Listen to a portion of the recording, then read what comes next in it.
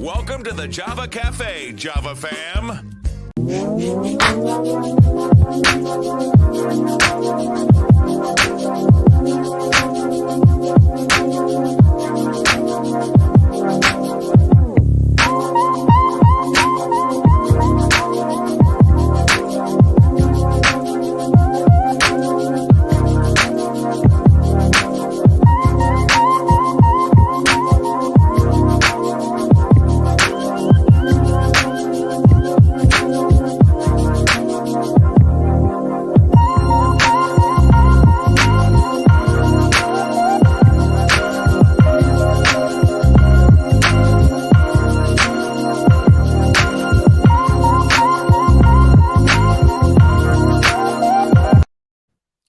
Good morning. Good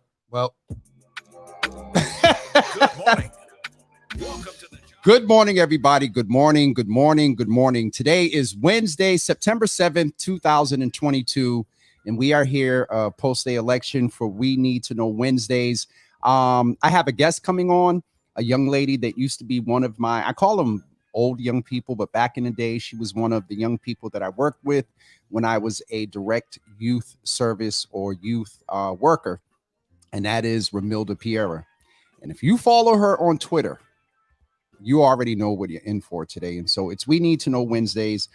Going to recap the election a little bit and say some congratulations to some folks, and also share some commentary about what right now, with just over 94% of the precincts in Suffolk County reporting that Kevin Hayden is just over 36,000 votes and Ricardo Arroyo is just at about 31,000. He has not at last looked. He has not conceded as of yet and is waiting for all the votes to be counted. Not exactly aware of the policies. I believe the state sets the policy around, mail-in and absentee and all of that. And so, yeah, it's very interesting. And so I will say this as well. It is imperative that we vote. It is extremely imperative that we vote. We have to vote like crazy. We pay attention to what happened on January 6th. We pay attention to a lot of the things that are going on with the economy nationally. Tip O'Neill said all politics are local. Across this Suffolk County, we could have got 6,000 more people to vote, 5,001, because it only takes one vote to win. And so, that is a conversation that people like Carlos and I and others have teased, because when we have candidates that share our values, we need to get them in. And it was obvious that the present white supremacist influenced old Boston law enforcement, one of the entities was founded to return runaway slaves, is scared and pulled out this leak and traumatized these two women and everybody involved in order to land where we are now with this elected official. I am going to get ready to play a video from when Kevin Hayden was here with us on March 9th. And I asked him, are you going to continue and foster the same model that Rachel Rollins did when we found out the difference the DA makes? And so we're going to listen to that real quick. And I'm going to bring in my guest, Ramilda. Y'all are going to love her nails because I can see them in the background here and they look wonderful. Before I show the video, let me just go say good morning real quick to folks that are in the room. Auntie Java, good morning. Good to see you in the room. Sister Debbie, good morning to you. Miss T, good morning to you. Sharon Cornelius. Congratulations to your candidate who won. I hope you hold him and black and brown folks in Suffolk County in prayer, which I know you do and will continue to. Sister Debbie, okay, good to see you in. Hopefully that is a scheduled appointment and you're good. Auntie Java, good morning to you. Pastor Marion, it is hump day. Daryl, good to see you in the room. Brother Drumright. Charlotte, good morning. Listen, folks, Rachel and Charlotte are working together. We're going to go support Charlotte's event. And so they're on email. We're looking at October 1st or October 8th to go to the MFA together as the Java fam. Stan, good morning. Good to see you in the room. Mama Java, good to see you in the room. I think I got everybody. Tasha, good morning to you. Good to see you in the room. Thaddeus, good morning to you. I ain't sounding crazy. That is that. Come on, Thaddeus. You know that these law enforcement white folks got scared. Look at this. Got scared. There's so much in here that what, and I know, you know, you're not anti Kevin or whatever, but it is undeniable that crap, Dante Williams, and all that stuff that went on within the DA's office and law enforcement is valid and is fact. And the fact that we don't have an entity, a person that oversees, I'm wondering if the AG, the new AG, will look into this. They're really I said before, let me play this video and get Ramilda in, but I'll end with this. I said, no matter who gets in, the integrity of that office is tainted, especially in the next 4 years, no matter who got in. And if Ricardo got in, it'd be tainted with the allegations. Now that Kevin Hayden's in, it's tainted a little bit with the transportation officer issue. And also this whole crap and leak around these two women and the allegation and everything that happened and the fact that there's no investigation. That office's integrity is highly in question. Let's play this video for you to see when Kevin committed that he would keep Rachel Rollins' approach and policies. We'll be back with you in 2 minutes and 32 seconds with my guest, Ramilda Piera. One word again, how would you describe the difference that the DA made once Rachel went in 2019 in one word? How would you describe it in one word? And then give us some context. Complete scope change, right? You giving me 2 and 3 words. Come on, you're a lawyer. Come on, sir. One word. Scope. Change of scope. Yeah. Okay. And context for that. Yeah, and context for that would be just really a real pivot towards recognizing that the criminal legal system has got to be balanced and used in a way that we are focusing on most serious and most violent crimes and working steadily and continually to divert those less serious nonviolent offenses, keep people out of the system, which is, you know, it's something that has always gone on. But now U.S. Attorney Rollins certainly pivoted in that respect, and I think in a very good way. And I think I applaud what she's done and her courage to make those changes. All right, I appreciate that, and it's good. So I will be honest with you. Just a little 30 seconds off topic. You know, folks who say I'm press, I'm media, and I move in this space. I move away from it because there's a certain level of research required. Sir, you made me go and do some research. In reference to numbers, we had Bobby on. You're perfectly aware of that. So there are quantifying numbers that back up your appreciation that you just said around U.S. Attorney Rachel Rollins. And so with that being said, is that model, is the memo, is the list of 15 something that you are going to, because there is a choice. You all in that post have choices to make. And so the decision that she made around the memo and the list of 15, you accredited the success of that, especially among Black and Brown Suffolk County residents. Sir, is that something that you are going to continue to foster in this interim administration? Yes or no? During the interim administration and afterwards, if I'm elected, I think I'm going to actually not only foster it, but enhance it.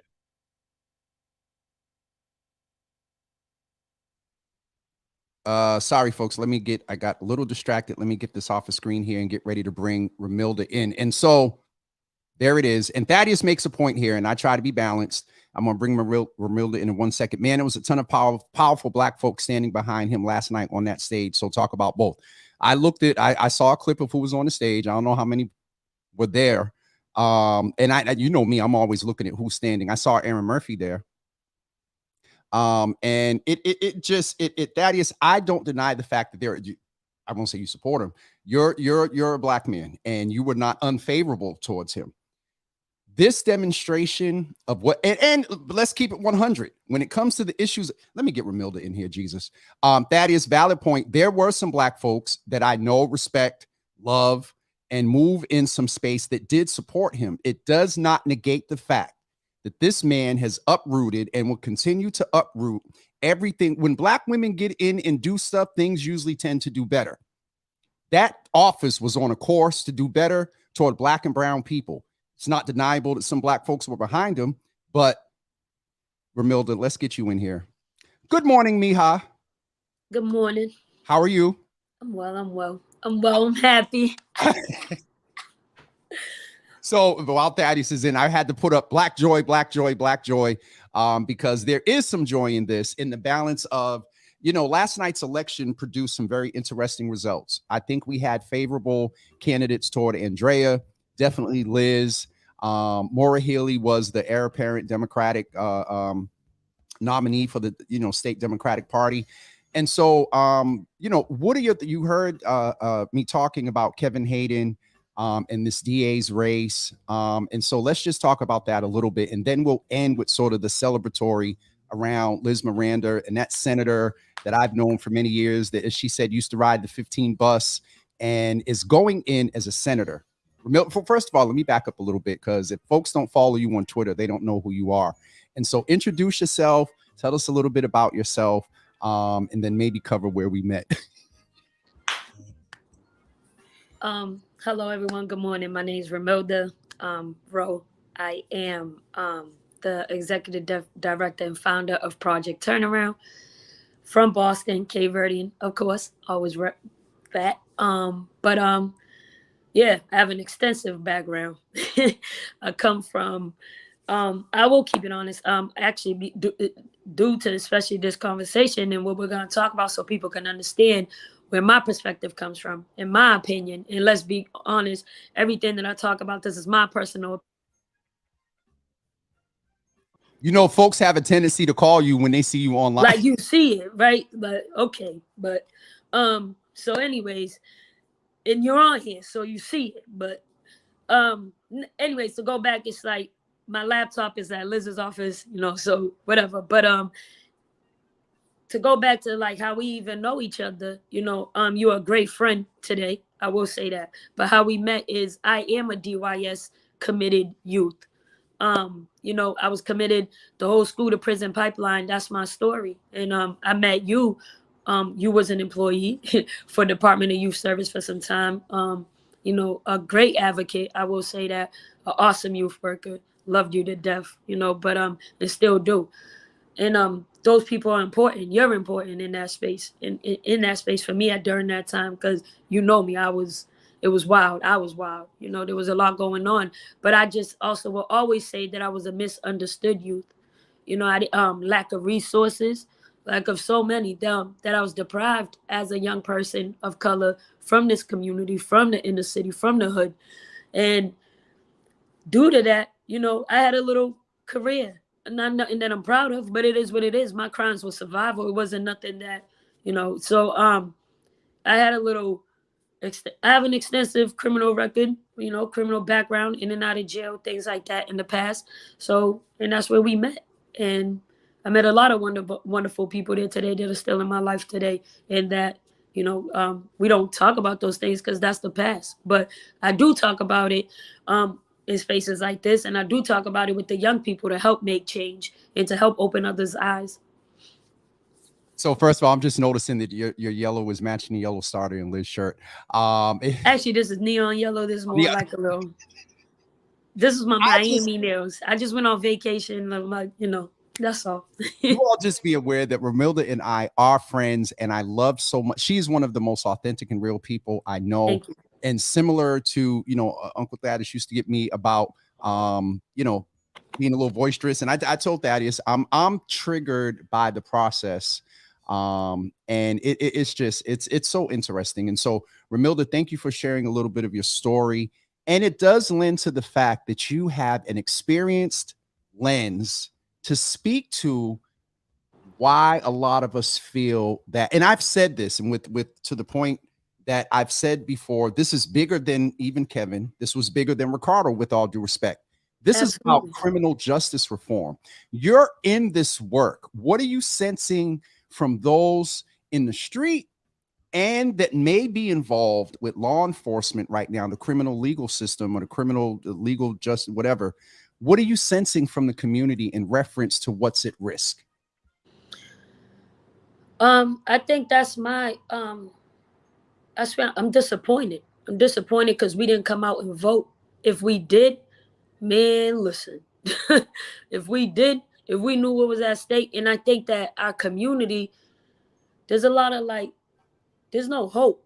You know, a lot of people feel like, I mean, I was out here campaigning. Listen, I never in my life would ever thought I would campaign or not in campaign, but like support or advocate for a DA. This is a district attorney. This is somebody who puts us in prison, in jail, right? And I come from a Dan Conley era, the 90s. You know, that's who, my cases were under him, you know, so it's a whole different thing. But I learned, right, through Rachel Rollins' office and connecting with them and doing some work with that office and through the work that I do today. And Rachel Rollins, a woman who believes in me, right, it doesn't judge me for my past, but instead taught me how to use my voice in my past to make change today in that same office, right? To use my story. We sat down many a times with her ADAs, herself, Dan O'Hearn, on, you know, how we can make change and moving forward in that process. And I don't think our community understands that they do matter. Their voice do matter. You know what I mean? And this is us. We elect these people. We put them in office. So they work for us. And it's what we have to say. And, you know, I used to think like that. Like, who's going to campaign for the DA? Who doesn't want that? But at the end of the day, regardless whether we want it or not, someone's going to be in that office. So why not someone that's going to work with our community, our people, right? And DA Rollins showed us what that looks like and what she could happen. And Arroyo would have been Rollins on steroids. And they're afraid of that. They're afraid of that. They didn't want that. You know what I mean? And if you've been in prison, if you've been where I've been, if you sat on that bunk, if you've been behind, shackled and handcuffed and behind a van and transported to a place that you don't even know what that place looked like on the outside because you're in the back of that van. And when you go for the back of that van, you going inside, the gates go up and you go in and that's all you know. Sometimes they move us to cities and states and towns that you don't even know where you're at. Some of these people never been to Shirley, Massachusetts, but they doing time there. They in there for the rest of their life, 10 years, 20 years, 5 years, Framingham. Like, and you don't understand that till you're in that place, right? And yeah, okay, we might have committed crimes and we might have did certain things or whatever have you. And right now, punishment is our only answer. But we have to move away from that. We have to build our people, right? Let's take, for example, let's take a kid, just some kids that I'm thinking about that I work with today, and I'm just gonna make fake names. But right, you take a kid, John. John comes from a family who's dealing with substance abuse, right? Born addicted to drugs, things like that, bouncing from house to house, to couch to whatever, feeling unwanted, right? And now John needs to eat. John sleeping in the project hallways. You know these kids, James. He's sleeping in certain hallways or whatever to get by. He doesn't have nowhere to go. He's running away from foster home because of that abuse, that drama, that trauma. And now he wants to put on some clothes. He wants to be able to pay for a room to sleep. 16, he can't get a job. 15, can't get a job. But then everybody's pushing packs and drugs to you. You're going to take that because eventually you got to make money to get yourself up out that situation. So now you're a drug dealer. No one is seeing John needs to survive. They looking at drug dealer, listening to rap music, his pants is low, this and that. You're judging them. You're throwing all this stuff at him. Instead of sitting down and saying, what do you need? How can I help you? How can I support you? Instead of you locating the resources that are out here, our city is filled with money. Filled with money. Off of our backs. Off of the violence that happens in our community. And then we take that money and we're giving it to white nonprofit organizations that are poverty pimping and not helping John be a better John, but using John and putting him on these platforms to tell his story, poo-hoo, pity poor black kid, and now we give him more money, but we're not helping this kid. How you want John to survive? Y'all explain that. But then locking him up is not the answer because we ain't help him along the way. Now he gets called up because he got a couple of bumps in his pocket. We want to throw him away for 5-10 years. But then on Mass and Cass is a free fall. Just like Mass and Cass, ooh, poor hole, them suburban kids, y'all in our backyards. John don't got no money. When he looks out there, I look out there, I see $20, $30, $40. I done made $1,000 in 20 minutes. I survive now.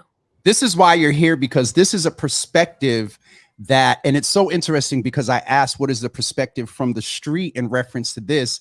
And you kind of gave the undercurrent and the foundation that would inform any perspective of why folks are in the criminal justice system. And it is to some extent survival. And we are aware of the problem and the situation. Let me ask you, from your life and work experience, let's move into, what do you see as concrete, life-changing for these people solutions?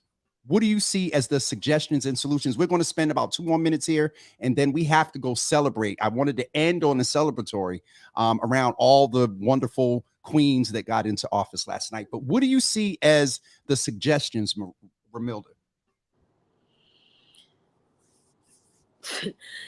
Man, we have to. It's a must. It's a must. We have to take care of our community. How we so? have to pour into these young people. How so? Love. Foundation. Love. Stop judging each other. Let's support one another. Same way we can march down Mass and Cass and feed these people. Let's march down Martin Luther King Boulevard and Malcolm X in Bowdoin and Geneva in Columbus Ave and wherever else, Heath Street, wherever. Let's march down Humboldt. Let's march down these places and embrace our own. Show them love. Why Humboldt? Y'all talk about it being the most incarcerated corridor, the most all this, the most all that. They don't even have a community center. Where are these kids supposed to go? They have leaders. They have a dope, awesome adult leader there. And she's asking for a community center. Sit down and talk to this woman. She has the solutions. Talk to us. Come to our communities, not just a campaign. Talk to us. We have the solutions. Let's meet. They don't even want to do that. So people like me are going to continue to fundraise. We're going to continue to make money. Whether I don't get money from the city. Let's be clear on that. I was going to ask that. Let's be clear on that. I don't get money from the city.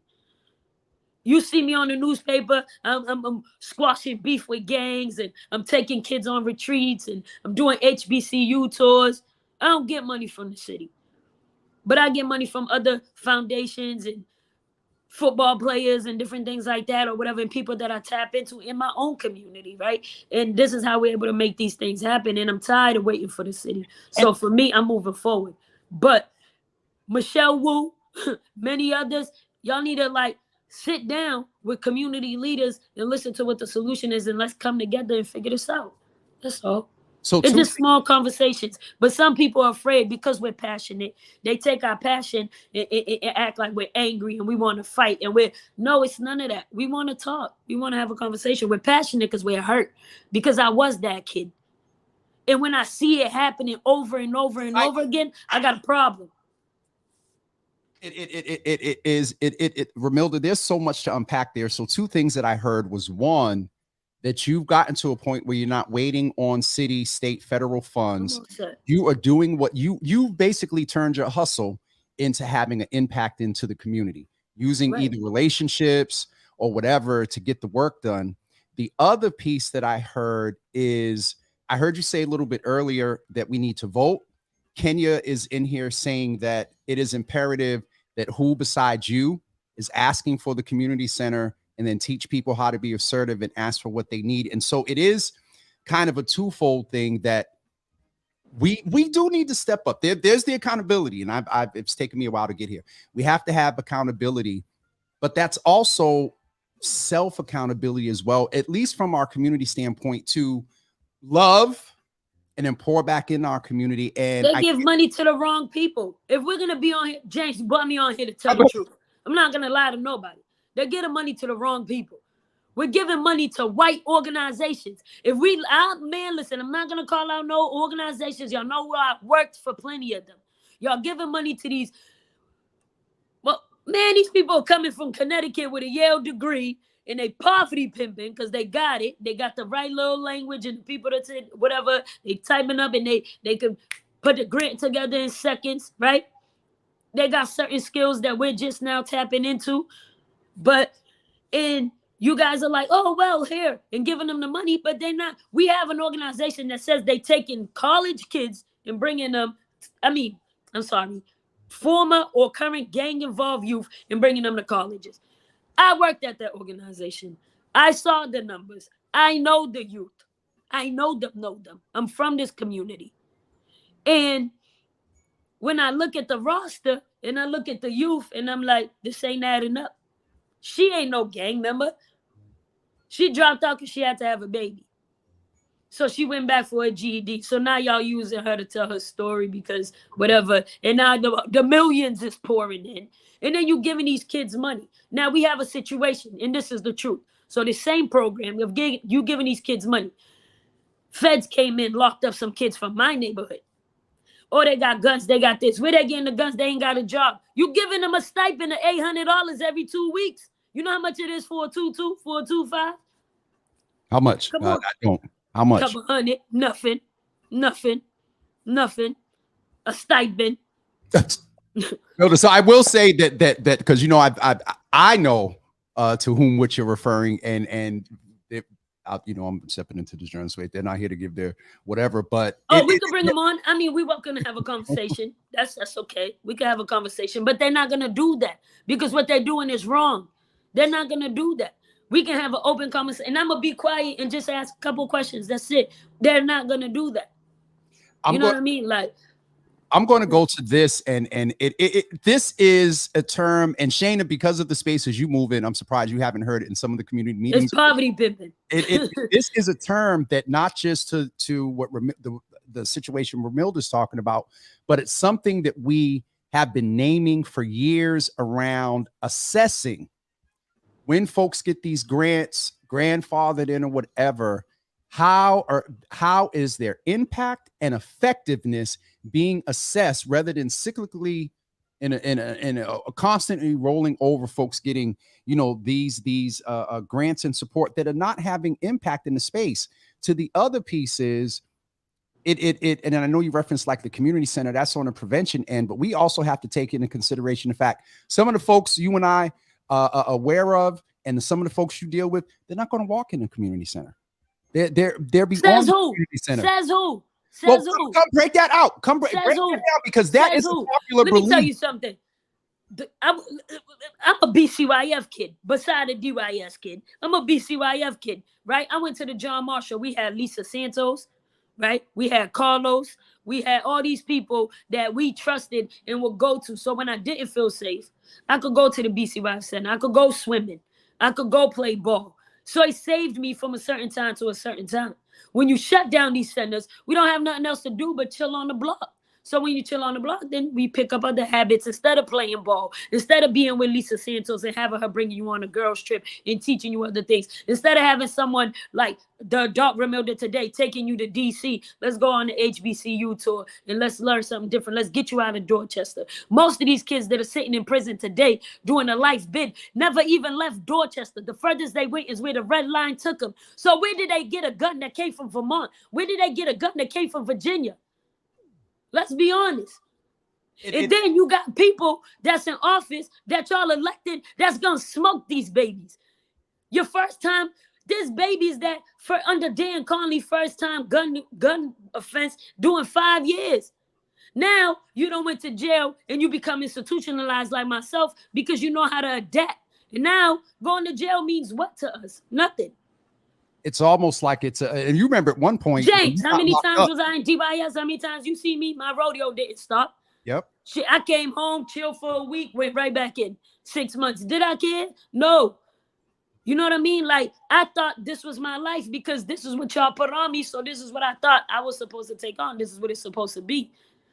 If we would have elected a Arroyo, there would have been diversion programs. There would have been other people in places that he would have put that would have stopped a kid like me at a certain age, right? At my first date, I was arrested out of Madison Park, 9th grade. That's my first arrest. And it just spiraled down here from there because nobody stepped in to help. And as you know, as a youth worker, that you stepped in many a times. Yo, y'all don't do this, whatever. We listen to you. But in that same space, how many of your people that work with you that are not our folks that were given supervisor positions, management? Did I listen? Be honest, did I listen to them?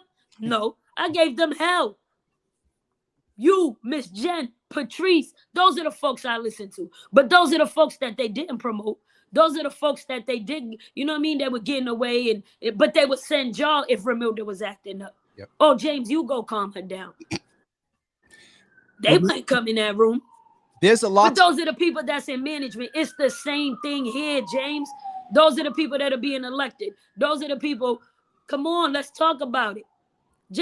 Kevin Hayden is a black man, but what does he understand from our community? I'm going to be honest with you.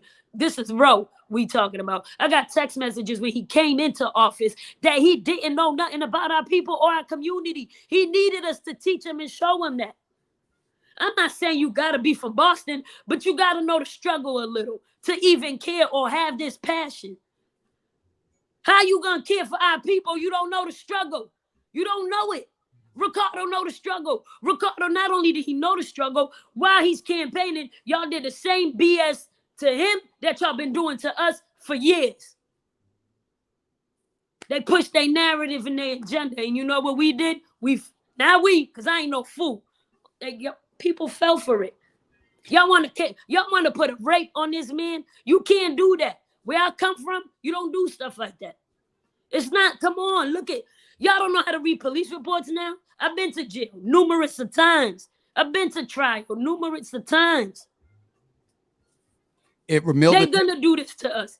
And you know what we do? Look at Ramilda. Look at Roe. She did it. The media said it. Yup.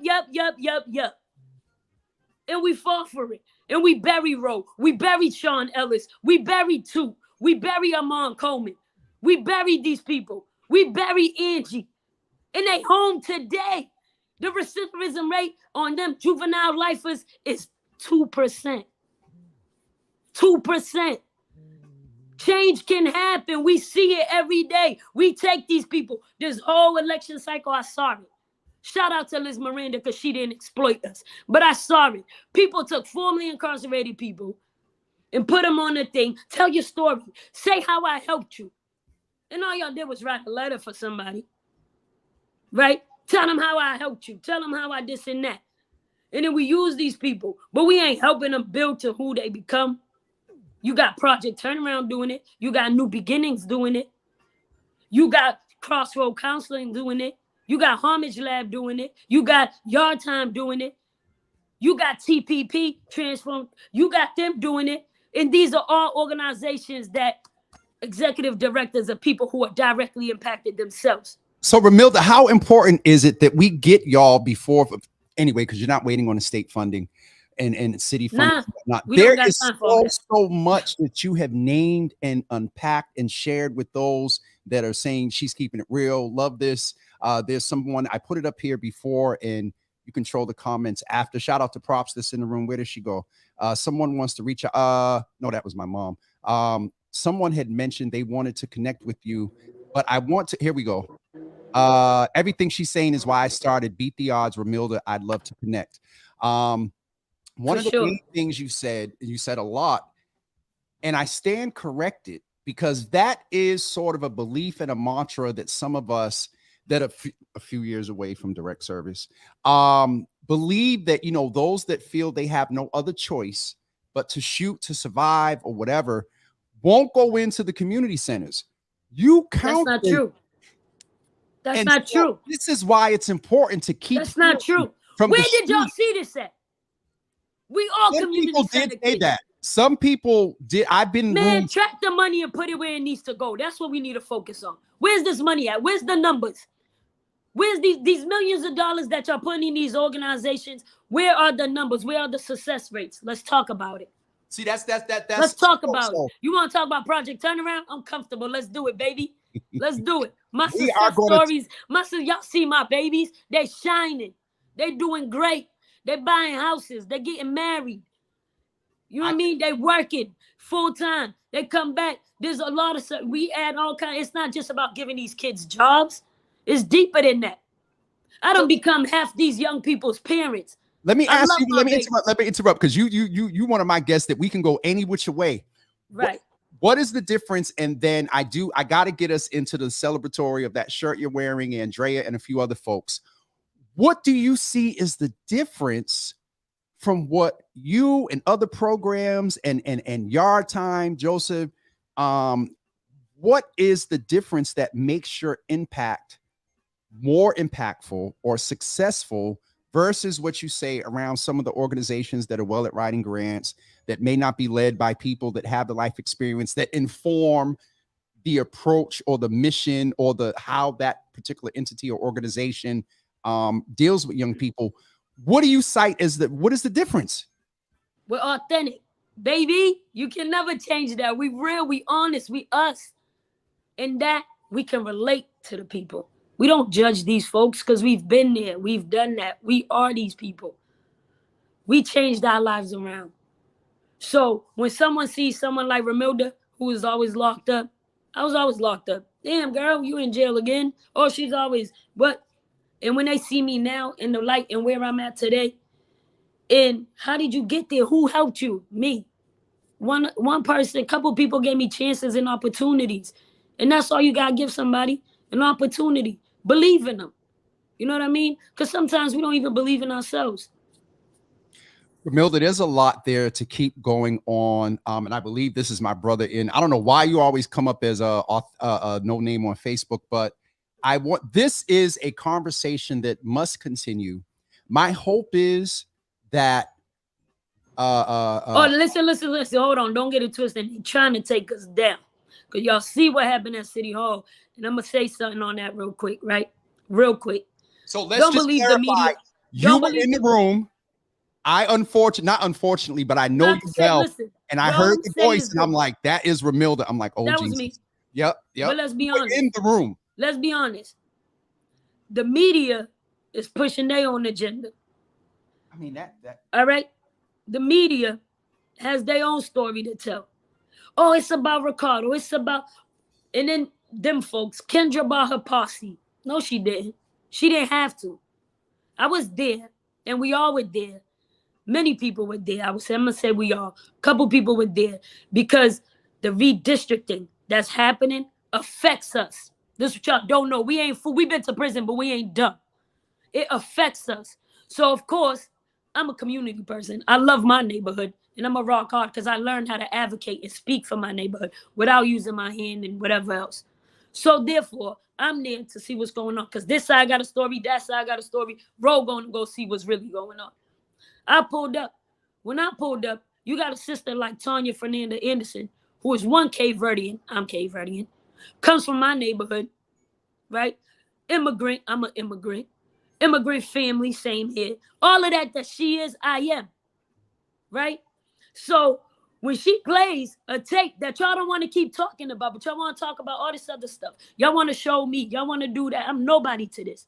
When she played that tape and the threat and the stuff that they caused, not just that woman, but her child, and I'm a mother, her child, and what that young boy has to hear, I'm not okay with that. When y'all called her an immigrant, I stood up because I'm an immigrant. When she said y'all could take the votes, I had to let that sister know that no, they can't. Roxbury voted Tanya in. Roxbury votes her out. That ain't determined for nobody else. Believe that. And now, let's get to Kendra. She don't got to call a posse. I knew Kendra the same age you knew me. I knew Kendra. I was Kendra's youth worker at the city school. That's a powerful sister. Very. That's a powerful sister. That girl, young, she's a little me, but she just got it together a lot faster than me. And I'm proud of her. Yes, ma'am. I'm proud of her. And I don't care what nobody got to say. So when I hear somebody calling her, and I'm going to use the word so y'all can feel like she feel, a nigga whore, a whore, I got a problem with that. Because that's my little sister. I'm supposed to take care of her. The 40-year-old woman supposed to take care of that young woman. I'm supposed to stand up for her. That's my job. And if somebody got a problem with it, so be it. Because somebody was supposed to stand up for little Ramilda and they didn't. So I'm going to stand up for all youth and all young people because that's me and that's my job in this space. And at the end of the day, them people are fighting for us. And I had to see it for myself. If JP voted her in, and that's what JP want her to do, I'm not from JP. But if that's what they want her to do, that's what that young woman's going to do. And Kendra keep doing it. Somebody's trying to call Ramilda and tell her keep on talking. She's on the thing. There is so much, and she's going to be back in 2 seconds. Nah, that's them telling me calm down because if I go left, it's going to go calling wrong. you, but don't. If you call they her, tell me calm down, I don't answer that. But can't nobody tell Ramilda to do nothing. Listen, my mother and father told me, my mother, after she seen the situation, I was kind of, Mom, I'm sorry. You know, she told me, you ain't did enough. That's what she told me. You didn't do enough. Let's just clarify. Right? You were in the hall when that melee happened. No, I was in the chambers. I made it to the hall. Let's go. I was there from point A to the end to the beginning. And I think I saw Darnice in here. She was assaulted by a male. Absolutely. That woman don't deserve that. And then you sitting there calling that woman a convict. No, she's not. She's a licensed mental health social worker, clinician. That woman worked hard for them degrees. She ain't no convict. And that's another thing. As our people stand up, I don't see nobody riding for that woman. He put his hands on her. That's a big dude. We did what we were supposed to do. It's so. I'll be honest. Donnie ain't no fool. That woman didn't go in there for that. And then when you got people talking about Section 35, and then you got our friend, we lost somebody. Aisha Johnson, say her name, died in Suffolk County House of Correction, not because she committed how the fuck she get this? She didn't commit a crime. She never got arrested. She don't got no arrest record. On the Section 35, she ends up dead a couple hours later. And then you hearing people talking about, let's Section 35 people. It's a trigger. So yeah, you're going to walk out. What's going on? These people, you're not tapped into our community. Y'all could come down. Y'all can grab a hot dog at a basketball game. Y'all could take pictures. Y'all can do whatever. But it lets me know you guys are not really actually caring about what's really going on in our community and the stuff that people are trying to advocate for to change. And that's not everybody. We got a couple of elected officials that clearly get it. Let's move into that because I want to not say, this is parking lot. This is paused because we have to keep this conversation going in order to hold accountability from the DA's office, from other elected officials to which you named. Thank you so much for having me reconsider this language around those that are, most active don't go into the community centers. Because to hear you say that, one, I trust because you're out there and you know what's going on. And two, it's interesting to hear that because that is one of the mantras that a lot of us that are trying to get folks to put either that money into the places. It's not just putting the money, it's who you hire as well. And who you hire, and then legislation. And all right. So speaking of legislation, move us because Thaddeus got me about not celebrating. And so let's first start. We'll save your person for last.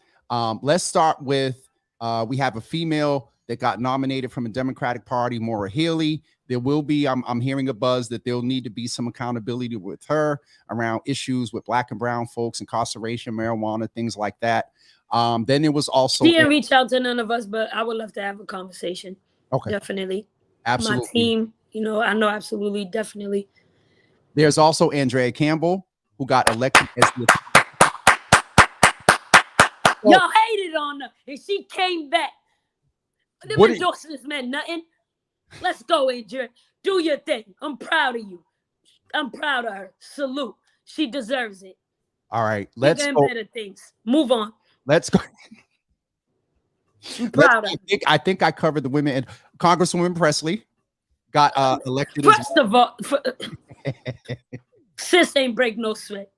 Sis ain't break She no had no sweat. contender, and then there is a Republican that isn't it? What's his face? Donnie? Isn't Who? he Republican? What happened? Who? So anyway, all right. Who? So let's go into the one that caused you. How late did you stay out last night? Last night, I didn't even, man, the day before I didn't sleep. I went to No, bed at because you 3 had in to the test the morning. polls and do other stuff. But let's talk about the one that Let's be clear on something. I'm not paid by Liz Miranda. I'm only laughing because before I had a computer and whatnot, I was live. When I talk about y'all gonna hate on me when I talk about my dog. Listen, I'm not paid by Liz Miranda at all. I fully listen. I believe in this woman. I believe in her work. Yes, she's a friend. She's a sister. She's a comrade. I believe in Liz Miranda. And I'm going to leave that at that. But most importantly, what I'm going to say and use this time for, her work ethic spoke for herself. Her work ethic got her there and got her that Senate seat. Yeah, they told that woman she's too hood. Facts. Black woman told that woman she's too hood. The hood is in the Senate seat. And I'm going to leave that at that. You do you, Liz. And you don't stop for nobody. All right? That woman is humble, peaceful. She don't want no problems. And y'all don't either. That's my girl. I'm proud of her. That's all I'm going to say. But most importantly, we talked about the young people. Look at her campaign team. The young people. Yeah. She's a youth worker like I am. She tapped into the young folks. Y'all counted them kids out because y'all caught them kids. And y'all counted them out. Shout out to Malia, Kevin, Richie, my daughter. Listen, even her staff, her state team staff, y'all caught them kids. But them kids is a problem, a force to be reckoned with. And I'm proud of them. I'm proud of them. Yo, they had me crying all day, James. All day. Marilda? Oh, yo, them kids y'all called them babies, my babies. I'm proud of them, James. They did that. They won that. That's their race. And I'm proud of them. Yes, ma'am. Proud of them. It is, Ramilda, with all that you educated us about and the light switch for me around the BC Wife Centers and whatnot. When you talk about proud, I'm proud of Liz, proud of Andrea. The hood is in the Senate seat, baby. I love that. You need to make that so. you get off of here. You need to make that a tweet, and I'll figure out how. Don't ever tell nobody because they come from the hood. Y'all campaigning in the hood, but the hood can't go with you, right? Wait. The 15 bucks, baby. We took the 15. And we say that differently, but to hear that articulated, that y'all come to the hood but won't take us with you, and now the hood is in the Senate seat. The hood is in the Senate seat. They call that woman, Liz, the hood. Are you serious? Come on. That's a call. She live in the hood. She still live in the hood. She's proud. You know, she ain't never going to leave. It's my baby. But, you know, the hood's in the Senate seat. I mean, take a bow. Respect it. Move on. I am so glad that we are able to end with joy, and the joy you got from seeing the young people. Ricardo ain't done. He ain't done. Don't count him out. I'm not my boy out. Don't do that. And also, he's a winner. He won. However y'all look at it, I look at it like this. He won. Y'all ain't beat him by no landslide. Let's not get that twisted. Let's not do that. Y'all threw the monkey in the little, you know what I mean? Little, it's all right. That boy's all right. That man's all right. So that man right there is a soldier. They don't make him like him. He ain't sweating it. Listen, I spoke to him and I respect Ricardo. Because Ricardo called us as women leaders that he respected in this community. He referenced to, so you was part of the group that he referenced to, the 30. Yeah, shout out to Stacey Borden. Short, man, she had his back. That's a fearless leader right there. You're tripping. These young people know what they doing. And Ricardo, this ain't it for him. Don't count that boy out like that. We're not going to do that. It's cool. First of all, the community told that man to run. It wasn't him that said, hey, I'm going to run because I'm going to be the DA. The community told that man to run. So the community got something in store for him. His God got something in store for him. He didn't lose. He did what we already knew was going to happen. Them people came out. Law enforcement came out. They going to vote. It is what it is. And so see, he didn't lose. Here's what you Man, started. Amilcar Cabral taught me one thing: claim no small victory. Take yours, Ricardo. And I'm gonna leave that at that. Here's what my sister's saying in the comment. We need to come out, and that's it. And Kenya said Liz district is all black and brown, Mattapan all day. Absolutely. Now you're gonna have Ramil to say, but I'm a Roxbury girl. But it He just, is, and I'm Dorchester, but we got this. This is Boston. and that's a whole nother subject. That's a whole nother live in itself. Because if you can walk 5 blocks from the hood that you know saying you're not from, and you can walk 2 minutes and get there, we're one big city. And anyway, Ramilda, I appreciate you. I appreciate your authenticity.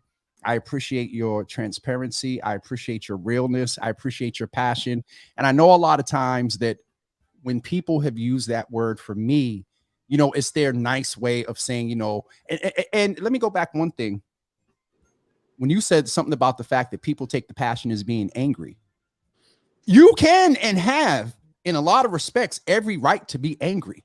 There's a lot to be angry about. However, and I'm misunderstood. But at the end of the day, it's not just them folks that do it to us. Our own folks do it to us. I told you. They told Liz she too hood. So imagine what they're going to say about me.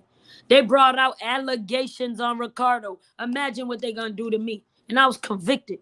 I sat in prison. I sat in solitary confinement.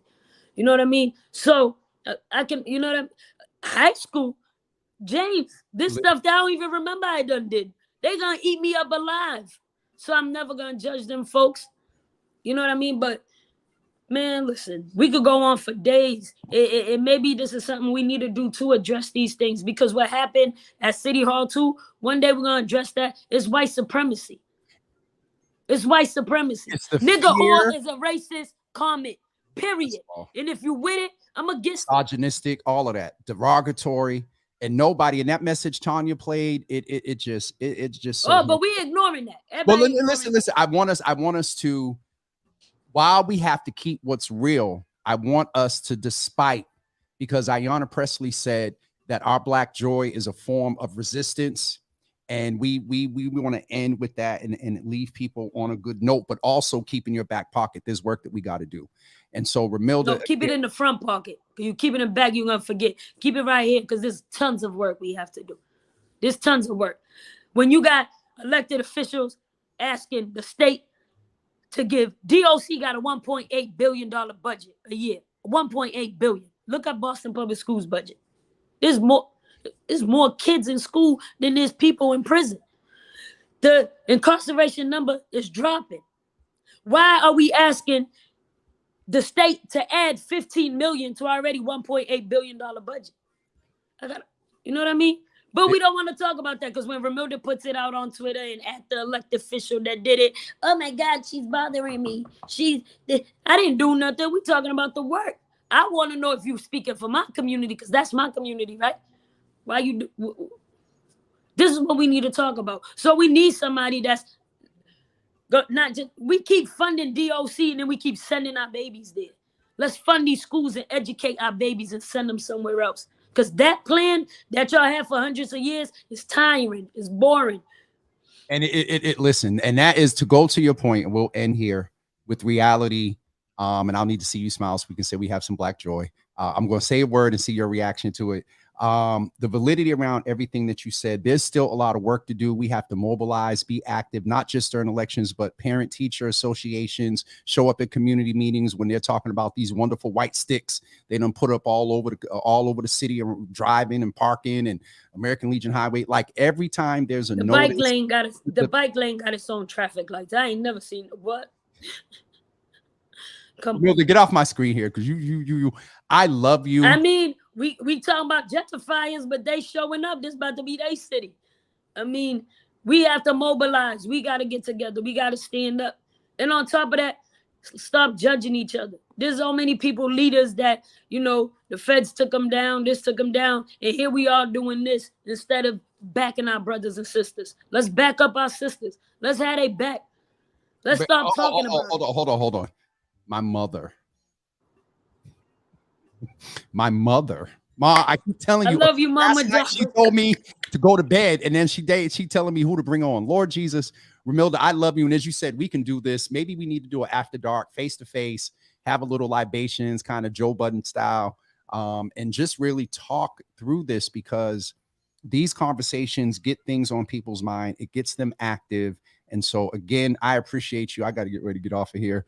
I Yeah, know, me too. But you need to rest, but I'll say one word and then I want to see your reaction, and that'll be our Black Joy. oh God. Senator Elizabeth Miranda. Ramilda, I love you, and I'll be in contact, and we'll get together. I'm going to have you connect me with Stacy too, so I can come out. Definitely, absolutely. Spot that she talked Stacy, Donnice, you know what I mean? Yep. There's a team of us. They're doing great work. You know, shout out to them especially. You know, and they held me down, and I held them down at City Hall, but they held it down. You know, and it's not just about that. I mean, we old. Never mind that fight. Get off of here before we be on another 20 minutes. Senator Elizabeth Miranda, just let me see your reaction. Name them kids. They did that. They did that. I love you, sis, and I'll be in contact. Love you too. Thank you. So proud of you. This 40-year-old Ramilda is just. Only thing I keep growing to is seeing when you would come in. Remember the dun, and then you would come to the blue desk to check in, and to just it's amazing. It is really amazing. I love you. You're an encouragement and also an informer, and have in some case contributed to my life in educating and informing. And so I appreciate you, sister. I really do. Thank you. Peace and blessing. Yes, to you as well. Listen, everyone, that was Ramilda Piera. Whole lot there, and a lot that she named, that there are so many issues that we really need to begin to, from a proactive asset-based standpoint, figure out how we raise the good, address the negative. But it is and again, I want to end with celebrating fire in the belt. Pastor Oldham, she got it.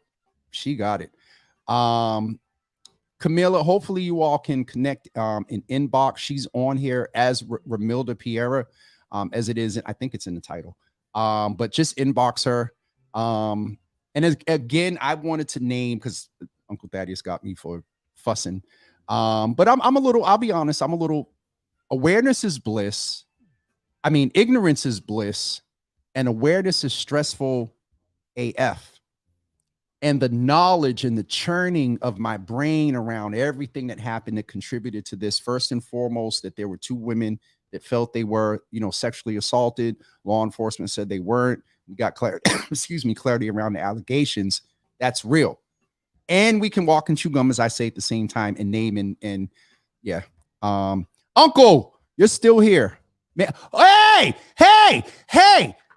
Tanisha, what are you doing? Because I just want to call and love on you and Tanisha Sullivan. Oh, I feel the waterworks. Woman, we know that you're not going to disappear. We know that this is life work for you. We know that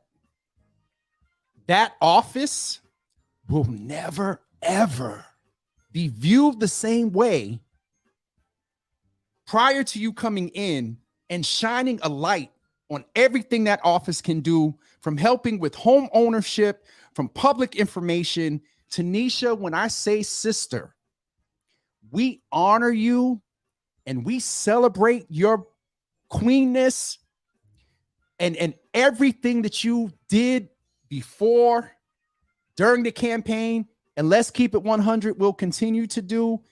Woman, as Ramilda said about Ricardo, you ain't lost nothing. Our community got to win from the information and education. I'm sorry. Tanisha, I love you. I appreciate you so much. And keep going. Keep going, sis. My phone, she may be trying to call, and I can tap her in. Hold on. I'm going to do not disturb. Okay. She didn't call. Tanisha, we love you. Y'all put some hearts, clap. She's still on. Claps, party hats, hearts. I already said that. Coffee cups, and celebrate this wonderful, I'll say, woman of God. Tanisha, Tanisha, you don't mess me up, Jesus. All right. I love you, sis, so much. Daniel, y'all be in here on some old shadows. It take Tanisha to come in and see my brother DL in here. Yeah, Tanisha, we love you. Sharon, I love you as well. And you know why I'm saying that. So Isaiah's good. Isaiah, good to see you in the room. Tanisha, we really celebrate you and everything that you did before the campaign, in the campaign, and what you're going to continue to do.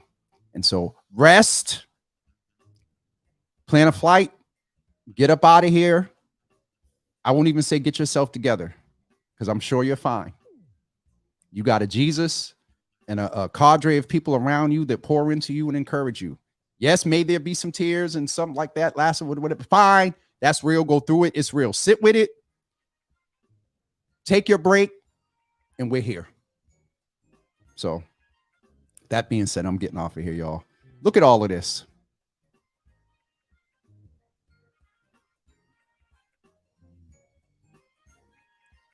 We love you, sis, and celebrate you so much.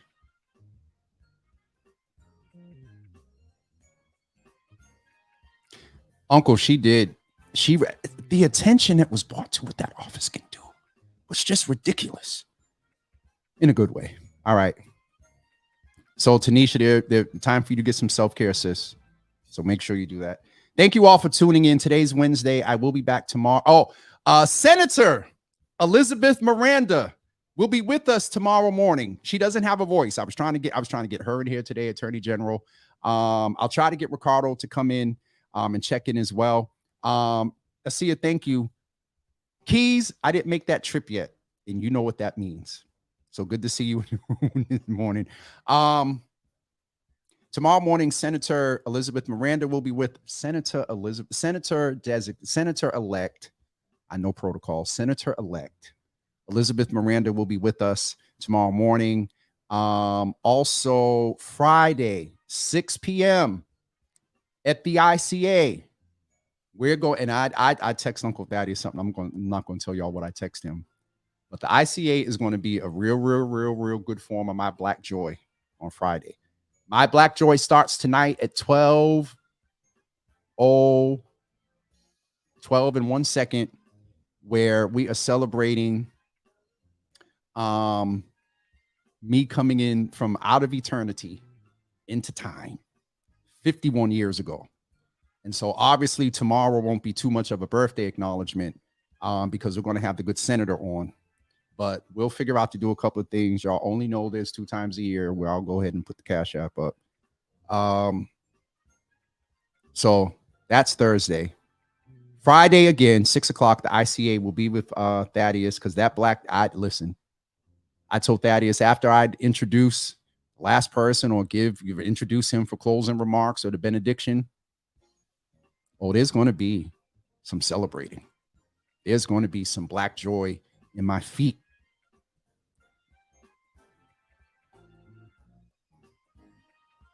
I love you. Pastor Odom, when you coming on here? I'll have Ebony Jenkins open up to sing for you. You know, well, no, because some people will say, Thaddeus, y'all listen. You know, you're going to make me turn red.